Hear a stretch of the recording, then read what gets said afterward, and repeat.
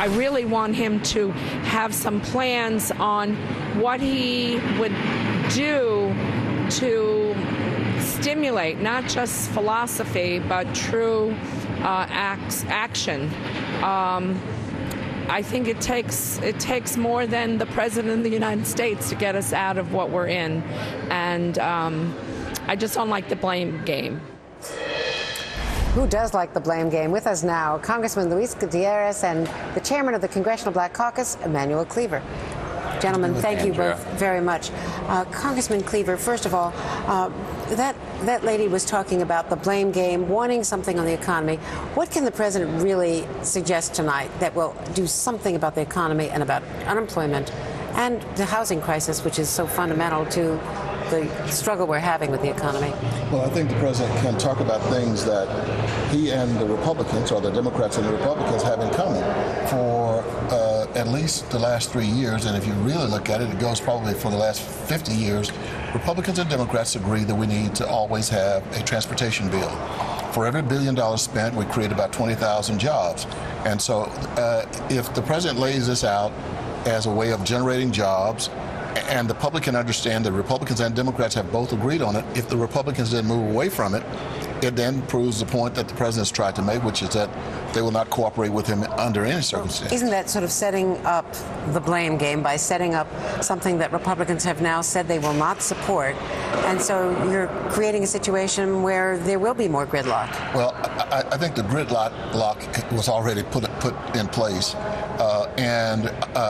I think the president has gone out of his way trying to make sure that we have some level of bipartisanship, even to the degree that he angered Democrats who thought that he was playing too softly. I'm not one of them on that position, however. But I do think that the president's got to say, this is what I'm for, and historically the Republicans have been here too, so why can't we come together to create what's in the best interest of the country? Congressman Gutierrez, you've been very critical in the past of the president for not being outspoken enough on immigration. I want to give you a chance to evaluate what Republicans said, because there was a sharp distinction between what Mitt Romney and Newt Gingrich had to say about the DREAM Act in Florida, where there are a lot of Hispanic voters, Cuban Americans in particular, tend to be more Republican than Democratic. This is what they had to say during the debate last night with Brian Williams. I would work to get a signable version, which would be the military component. That part of the DREAM Act I would support. I would not support the part that simply says everybody who goes to college is automatically waived for having broken the law. Questioning continues. I just note that's the same position that I have. And that is that I would not sign the DREAM Act as it currently exists, but I would sign the DREAM Act if it were focused on military service. Now, you were among those who were actually arrested, I believe, in protest against the immigration policies, the deportation policies of this administration. Have you seen any moderating of that? I have. I have seen some moderation. I have seen some change. I've seen improvement. They just finished an evaluation of those under orders of deportations in Denver and Baltimore, canceling 15% of them.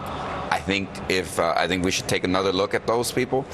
And so what the president is doing is he's saying there's clearly a difference between those caught in our broken immigration system and those that are criminals.